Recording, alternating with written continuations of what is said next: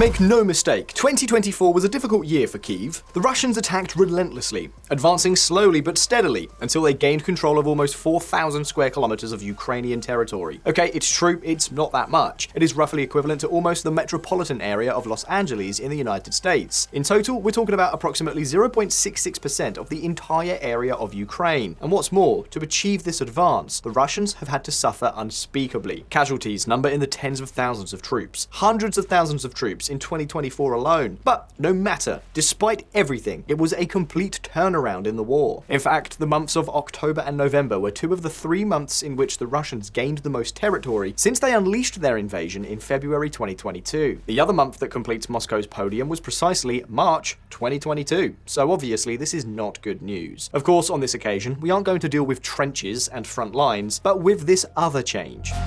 Russian gas stops flowing through Ukraine. Transit deal expires with no follow-up agreement on flows to Central Europe. Indeed, in the early hours of January 1st, the first day of the new year, the Russian gas flows, still using the pipelines that traverse Ukraine from side to side, became completely empty. Kyiv and Moscow have not renewed the transit agreement they signed 5 years ago, on 30th of December 2019. An agreement that was endorsed by the European Commission, and which is now history. And yes, despite the fighting, the horrors of war, the shelling, the artillery, and all the hatred deployed, Russian gas was still flowing into the heart of Europe through Ukrainian pipelines. Naturally, in much smaller quantities than at the beginning of the invasion. And now, it will be reduced to zero, putting an end to one of the largest gas transportation systems on the planet. For years and years, Ukraine has been the transit country for the gas that had the mission of enriching Russia and at the same time running the economic engine of Europe. In its peak years, this pipeline network transported 120 billion cubic meters of gas, almost the equivalent of the entire gas consumption of Germany and France combined. Take note of this. However, from 2008 onwards, the figure was progressively reduced. The Russian giant, Gazprom, began to divert gas through new corridors, such as Nord Stream. And of course, the start of the invasion was the final straw. From 120 billion cubic meters of gas, it dropped to 20 billion in 2022, to 14 billion in 2023, and now, in 2025, to zero.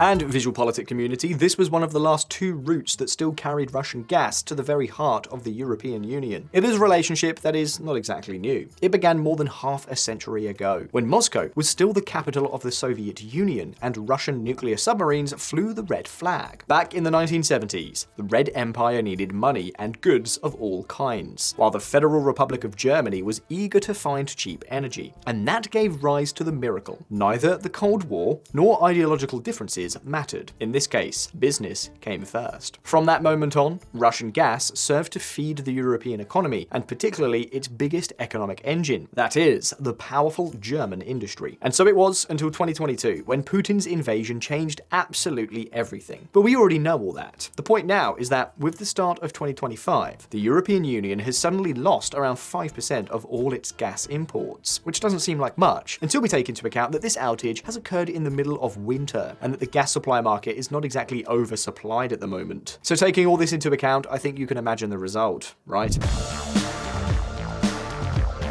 Yes, precisely. The price of natural gas in Europe has skyrocketed. Now, to top it off, a much colder than usual start of the year is being announced, with up to 6 degrees below the average of the last 30 years. In other words, it will be a bitterly cold January. Not surprisingly, this will cause the gas reserves of the European economies to fall much faster, which is exactly what is already happening. Gas inventories in European economies are falling at the fastest pace since 2021. And what does this mean? Well, the risk that we'll have another winter with skyrocketing gas and energy prices. Nevertheless, Brussels says it's not worried at all. Take a look.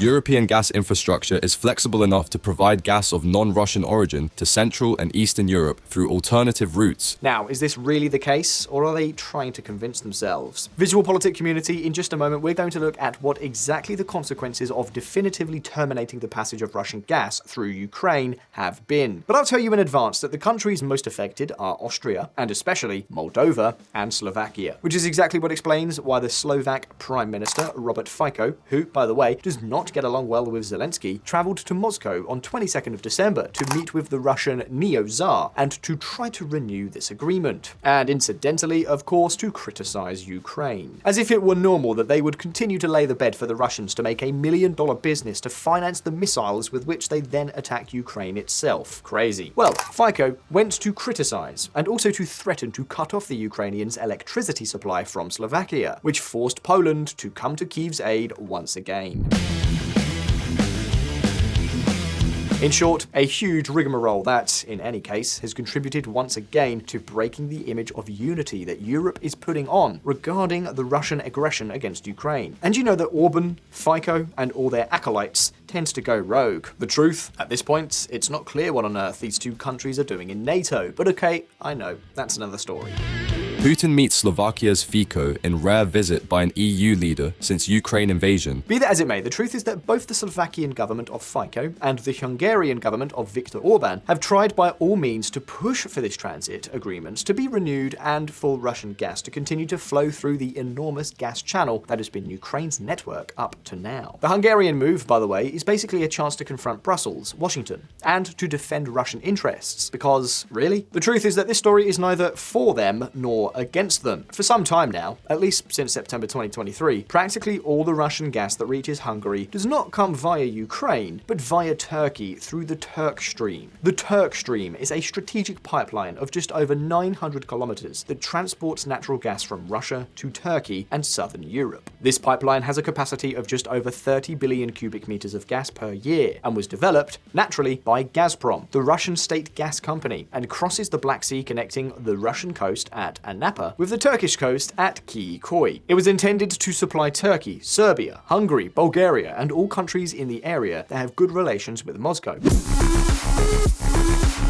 The case of Slovakia is different. It's probably the most affected country. First, because more than 60% of its gas supply used to come via Ukraine, and second, because Slovakia was the gateway to the European Union for this gas, which also gave the country a lot of revenue as a toll because the gas passed through its territory on its way, for instance, to Austria. That has now disappeared, and what's more, Slovakia will have to fork out more for alternative sources of gas. And of course, the point is that, as with other countries such as Germany, much of Slovak industry developed on the basis of a supply of, how shall I put it, abundant and cheap gas, more specifically, Russian gas. In other words, although it is the least of it, this move by Ukraine is also, in a way, a blow to Roberto Fico for his constant support to Moscow. And yes, Austria has also taken a hit, but they are richer. They have more developed and value-added generating companies, and they can count on supplies from their German brothers. Be that as it may, this is something that Zelensky's government had already announced in advance, that they would not renew the transit agreement with Russia. The cost to Moscow? Some $6.5 billion. Yes, it was Kyiv's special Christmas present to Moscow. Of course, the bill for Ukraine will not be small either. In this case, we're talking about $1 billion. But of course, the ratio is 6-to-1, so they obviously think that it will pay off for them. Nevertheless, there is another point that we have to take into account. Until now, the Russians have not bombed Ukraine's gas infrastructure, basically because they themselves used it. All that could now change. But let's go back to the question. What are the consequences of this cutoff for Europe, beyond the fact that the price of gas has skyrocketed? Is there a real risk of shortages? Are the Ukrainians getting us into a colossal problem, as many are saying out there? Well, I'm sorry for those of you who thought so, but nothing of the sort. Here we have to take into account two key factors. First, not much gas was arriving. We're talking about 14 billion cubic meters per year, approximately 5% of European imports, an amount that should be easily replaced on international markets. Without going any further, Germany currently has several underutilized gas import terminals. This would easily allow the purchase of liquefied natural gas, starting with gas from the United States. And second, that the European Commission itself supports Ukraine's decision. In fact, as soon as the invasion took place in February 2022, the European Union made a historic decision. In what became known as the Versailles Declaration, all member states pledged to phase out all purchases of Russian gas or oil by 2027. Of course, since it was not approved by the Council, this announcement was not binding, and now countries like Hungary and Slovakia want to look the other way. And I can already tell you that they are not the only ones. But the European Commission seems to want to move forward with that purpose, so the Ukrainian decision has suited them just fine. In other words, that cutting off Russian gas transit through Ukraine is bad news for Russia, but should not be so bad news for the rest of Europe. Now, wait wait a minute, does this mean that the European Union is finally disconnecting completely from Russia? Well, let's not go too fast. Take a look at this news item. EU imports record amounts of Russian LNG. In 2024, the bloc received 16.5 million tons of liquefied natural gas as of mid-December, despite aiming for the bloc to wean itself off Russian fossil fuels. Exactly. You have not been mistaken. You have heard it perfectly well. Russian gas continues to flow to Europe. And not only has it done so in recent years via pipelines through Ukraine and Turkey, but also via ships. Let's see. It's true that the European Union countries have made a great effort, reducing their dependence on Russian gas from 40% of their energy production to slightly less than 10%. But in spite of everything, Moscow is still being paid today, and in fact, purchases have been increasing in recent months. What we have seen this year is surprising. Instead of gradually reducing Russian LNG imports, we are increasing them. To be clear, Russia is the second largest supplier of liquefied natural gas to the entire European Union, behind only the United States. In 2024, it placed more LNG than ever before in history on this market, and all indications are that this supply will continue to grow. In fact, according to a recent S&P report, Russia delivers 70% of all its liquefied natural gas to the European Union. The main buyers are France, Spain, Belgium, and the Netherlands, although this gas is then fed into the European grid and distributed throughout the continent. But do you know what is most curious? That although Russian gas purchases have plummeted, in 2024 they were already higher than in 2023. In other words, despite the European Commission's goal of ending Russian gas by 2027, and despite the fact that, let's not forget, the war in Ukraine continues, Russian gas sales are already on the rise. And not only that, companies such as France's Total and Spain's Naturgy are investing heavily to promote liquefied natural gas production in Russia. Why are they doing it? Because Russian gas, even if it arrives by ship, is still cheaper than gas from the United States, for instance. So you see, for Putin, we have a bit of a mixed bag. On the one hand, Ukraine just gave them a multi-billion-dollar punch, but on the other hand, their sales to Europe are growing. And do you know what? This is where we get to the big debate that is splitting the continent in two, at least as far as energy is concerned. I'm talking about the governments that are committed to remaining inflexible with Russia, and those that are beginning to look to a future without the war that will allow them to gradually recover their business. But the point is that the war is not over yet. And guess what? In recent weeks, some of the major governments have agreed to improve Ukraine's position at the negotiating table. How are they doing it? Well, take a look. All this happened in just a few weeks. On the one hand, the German government has ordered ports to turn away ships bringing liquefied natural gas from Russia. On top of that, the European Union's new energy commissioner, Dan Jurgensen, has announced that they will soon present a plan for the EU bloc to completely close the door to Russian gas and oil by 2027. In other words, to make it binding this time. On top of that, the United States has finally imposed sanctions on Gazprombank, one of the few major Russian lenders not yet blacklisted for the invasion of Ukraine. We're talking about a financial entity used to collect gas sales and also to buy military equipment, pay soldiers, compensate families of deceased troops, etc., etc. Later came the icing on the cake, as we are telling you, with the interruption of the passage of gas through Ukraine. And as reported by Bloomberg, President Joe Biden appears to be preparing a very strong package of sanctions before he leaves office on January 20th. The idea is that all this will serve to strengthen the pressure on Russia at a negotiating table. Something like, Vladimir, do you want to sell your gas? Then sign up. And besides, don't forget, Russia finances its war effort mainly with oil and gas revenues.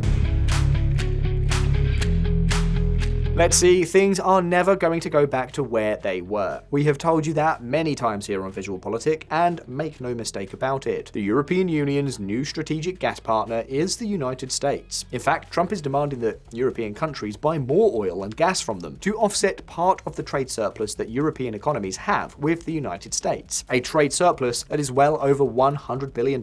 If they don't, you know the story, he has threatened a bunch of tariffs. So whether for political reasons, energy security, or social rejection, Russian gas will never again become dominant in Europe. But of course, between black and white, there are many shades. A ceasefire agreement, let's not kid ourselves, will surely end up with more Russian gas and oil sales to Europe. So that is a great bargaining chip. And it also explains why the European Commission itself has supported Kyiv's cutting off the passage of gas by not renewing the transit agreements with Moscow.